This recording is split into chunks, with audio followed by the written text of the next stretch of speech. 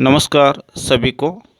आज की online class में हम कक्षा 12 पाठ संख्या 2 सूरदास जी के पदों का अध्ययन करेंगे। पाठ्य पुस्तक में सूरसागर के भरमर गीत से 6 पद लिए गए हैं, जिसके पहले पद में गोपियों की श्री कृष्ण जी के प्रति अनन्य आसक्ति जो है वो बताई गई है। दूसरे पद में गोपियाँ उद्धव से जो है वो निर्गुण और सगुण भक्ति के संबंध में जो है वो तर्क वितर्क करती है।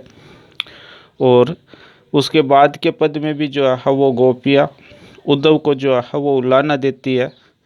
और अपना चौथा पद जो है उसमें गोपियों की वीर व्यथा जो है वो उजागर हुई है। पांचवें पद में वही बात है कि निर्गुण के बारे में गोपियाँ जो है वो उद्धव से पूछती है कि आप अपने निर्गुण के बारे में हमें जो है वो परिचय देकर बताएं। और छठा पद जो है वो गोपियों की वीर व्यथा को प्रकट करते हुए है। तो इस तरह से कुल 6 पद अपनी पाठ्य पुस्तक में शामिल है। तो पहले पद को हम पढ़ते हैं। हमारे यहाँ गोपियों की अनन्य आसक्ति श्री कृष्ण के प्रति प्रकट हुई है। गोपियाँ कहती है, ब्रजभाषा का प्रयोग हुआ है इन पदों में। हमारे हरिल की लकड़ी, तो यहाँ अनन्य आसक्ति व्यक्त करते हुए गोपियाँ कहती है कि हमारे हरि हमारे लिए श्री कृष्ण जो है वो हरिल की लकड़ी, जिस प्रकार से हरियल पक्षी जो है वो अपने पैरों में हरिल की लकड़ी को दबाए रखता है, उसी प्रकार हरि जो है वो हमारे लिए है कि हमने तो उन्हें जो है वो डर कर पकड़ रखा है। मन वचन कर्म नंद नंदन सो उर ये डर कर पकड़ी। तो हमने मन वचन और कर्म से, नंद नंदन का मतलब है श्री कृष्ण सो, उर ये डर कर पकड़ी। तो हमने तो अपना मन कर्म और वचन श्री कृष्ण से ही लगा लिया है, ये बात हमने एकदम डर कर पकड़ रखी है। जागत सोवत सपने सोतुक कान कान जकरी। तो गोपियाँ कहती है कि हम तो जागते हुए सोते हुए सपने में कान कान जकरी, कृष्ण कृष्ण ही जो है वो जगती रहती है। मतलब कि अनन्य आसक्ति जो है वो श्री कृष्ण के प्रति है। सुनते ही जोग लागत ऐसो अली जो करुई ककरी। तो अब गोपियाँ उद्धव से कहती है कि हे उद्धव, आपका ये जोग संदेश जो है वो हमें सुनते ही लागत ऐसा लगता है जो करुई ककड़ी, जिस प्रकार से कड़वी ककड़ी हो। सोई व्याधि हमें ले आए देखी सुनी न करी। तो ये जोग तो आपका देखने में भी हमें कड़वा लगता है, और ये व्याधि आप सोई व्याधि, ये जोग का संदेश सोई व्याधि, ये व्याधि आप हमें ले आए, हमारे लिए लाए, देखी सुनी न करी, जो हमने न कभी देखा है न सुना है और न कभी भोग किया है। सुन ये तो सुर तिनई ले दीजिए। अब गोपियाँ कहती है कि ये तो आप तिनई ले दीजिए, उन्हें दीजिए जिनके मन में चक्री, जिनके मन में चक्री है, जिनका मन जो है वो एक जगह स्थिर नहीं है, वहाँ आप जो है वो अपना जोग का संदेश सुनाइए। यहाँ आपका जोग का संदेश नहीं चलने वाला है। मतलब कि हम तो अनन्य आसक्ति श्री कृष्ण के प्रति रखते हैं। यहाँ दूसरा पद है, हम तो दू भांति फल पायो। यहाँ गोपियाँ कहती है कि हम तो जो है वो श्री कृष्ण से मन लगा के जो है वो हमारा तो फ़ायदा ही फ़ायदा है, हम तो दू भांति फल पायो। हमें तो जो है वो श्री कृष्ण जी से लगाव रखने से जो है वो फ़ायदा ही फ़ायदा है। कई बार हम कहते हैं कि भाई इसकी 5 अंगुलियाँ घी में, उसी प्रकार से गोपियाँ कहती है कि हमारा तो श्री कृष्ण के साथ लगाव से जो है वो फ़ायदा ही फ़ायदा है। इस प्रकार से जो ब्रजनाथ मिले तो निको, अगर श्री कृष्ण भगवान मिलते हैं तो निको मतलब बहुत अच्छा है।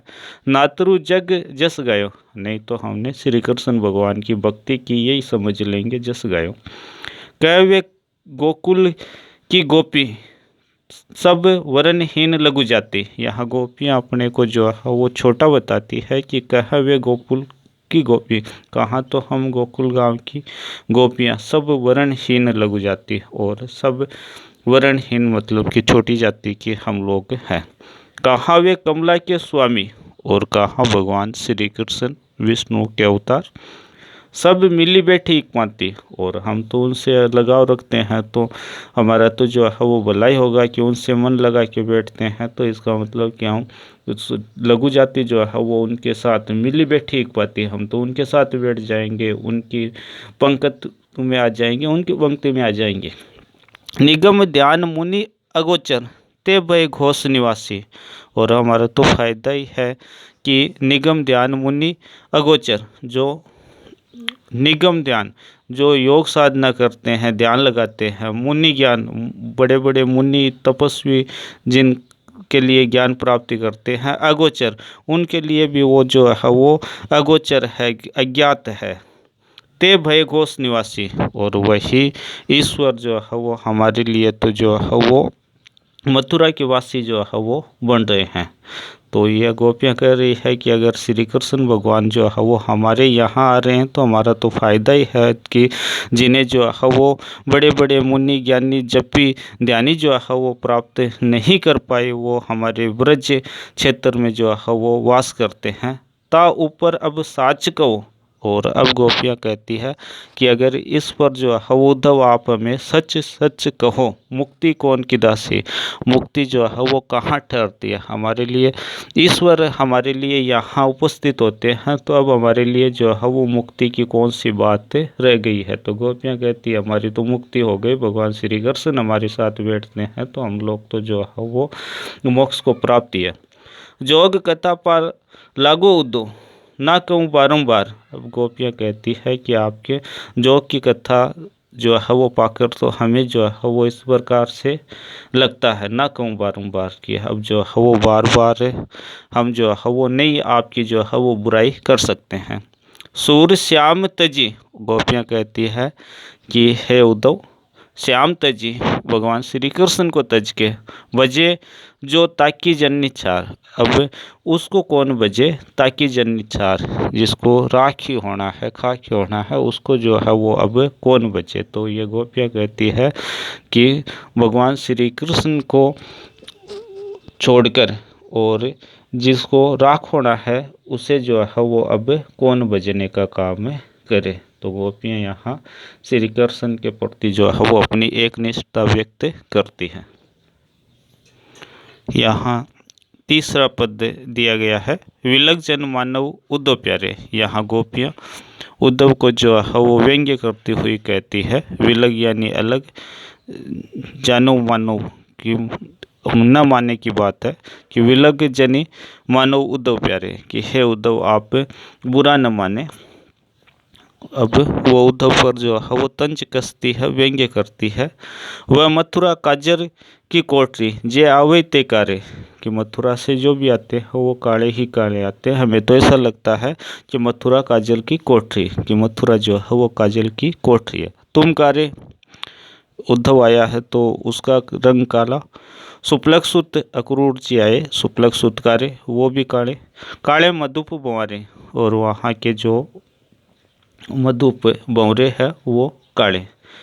तिनके संग अधिक छवि उपजत कमल नैन मनियारे, यहाँ कमल नैन मनियारे श्री कृष्ण जी के संदर्भ में कहा गया है। तिनके संग अधिक छवि उपजत, और वो श्री कृष्ण भगवान को उल्हाना देती है नहीं आने पर, कि वो श्री कृष्ण भगवान जो है वो उन्हीं के तिनके संग अधिक छवि उपजत, उनके साथ ही जो है वो अधिक छविमान नजर आते हैं।